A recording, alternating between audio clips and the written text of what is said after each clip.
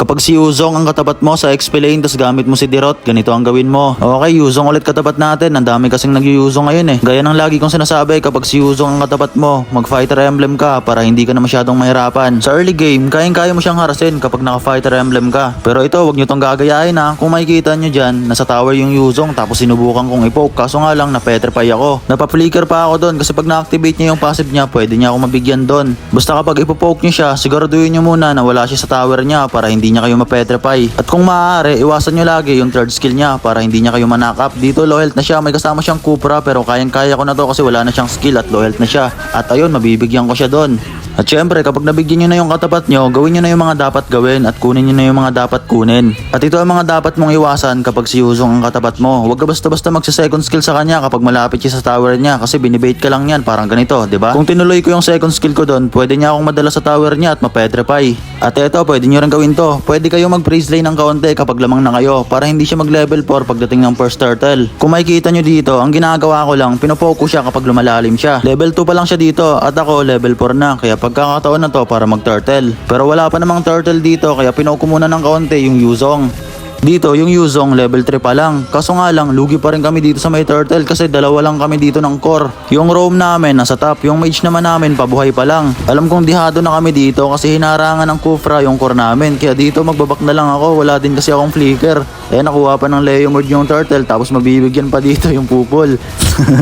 Iniwan ko siya doon kasi hindi na talaga kaya yun eh kahit anong gawin namin doon. Kahit makuha man niya yung turtle doon, mabibigyan pa rin kami dalawa doon kapag nag-stay pa kami. Ayos lang yan, bawi na lang. Tas dito, kukunin ko sana tong crab kaso hindi ko alam nandito pala yung Cupra sa may bush kaya natalunan niya ako dito pero hindi ko alam kung ba't pumalag siya sa akin eh wala pala siyang kasama. Akala niya ata babakapan siya ng Yuzong pero walang ultimate yung Yuzong eh tapos low health pa kaya kahit dalawa sila doon hindi nila ako kaya. Basta kapag alam niyong walang ultimate yung Yuzong huwag kayong matatakot kasi kayang-kaya niyo yan.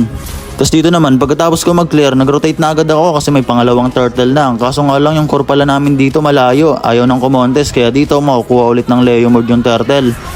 Tapos dito naman, balik na ulit sa lane. Nakita ko yung Yuzong dito masyadong lumalalim kaya sinunggaban ko na kaagad. Nakapag-ultimate naman siya dito pero akala ko papalag siya pero magbubak lang din pala siya. Pero pagkatapos niya mag-dragon dito, bumalik pa siya at pumalag sa akin. Hindi ko alam kung anong trip niya dito kaya dito mabibigyan ko siya kasi lamang na ako sa kanya ng level eh. At syempre, ito lagi ko nang sinasabi to pero ulit-ulitin ko pa rin para dun sa mga bagong nanonood sa akin. Kapag may pagkakataon na kayo mag-push, mag-push na kayo kasi ayan na magpapanalo sa inyo. Tapos dito naman, nandito na yung Yuzong pero alam kong wala pang ultimate to at lamang na ako sa kanya kaya binurse ko na kagad siya dito. Napalow health ko na siya at alam kong wala na siyang third skill kaya pinasok ko na siya dito. Sakto may flicker pa ako at ayun mabibigyan ko siya doon. Ang kaso nga lang dito, natalunan ako ng Cupra tapos nandito na rin yung Yuzong. Mata third skill petrify niya ako kaya mabibigyan nila ako dito.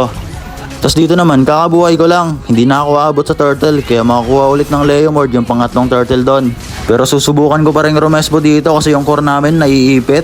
Umabot naman ako dito, ang kaso nga lang nandito na yung Yuzong at mabibigyan niya yung core namin. Tapos hindi pa umabot yung ultimate ko sa Leomord kaya dito makakatakas pa siya. Sinubukan ko naman siyang habulin kaso nga lang nakatakas pa rin. Medyo madami din akong error sa game na to pero syempre babawi tayo.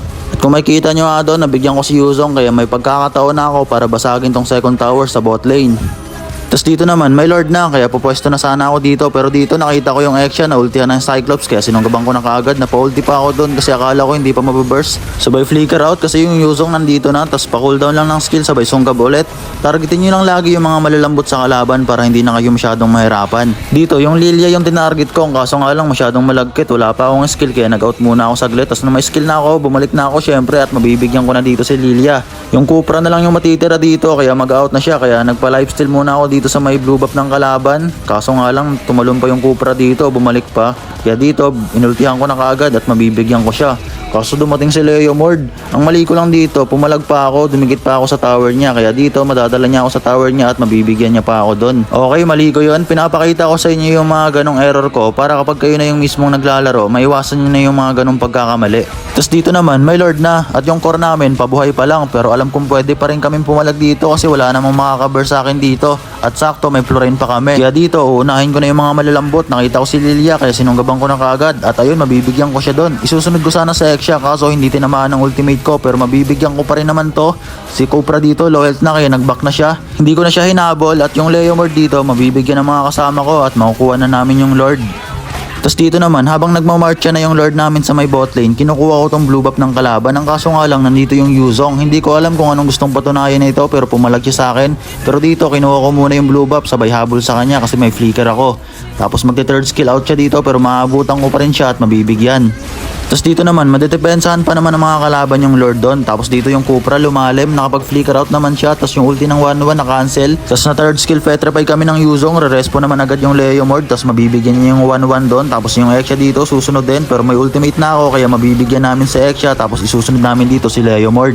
Basta ganun lang, huwag kayong matatakot mag-front kapag naka-fighter emblem kayo tapos pag alam nyong walang makaka-burst sa inyo. Tapos dito naman, habang nag-item ako, hindi ko na malaya, nasa tabi ko na pala si Cupra at Yuzong tapos matatalunan kami dito at mauultihan.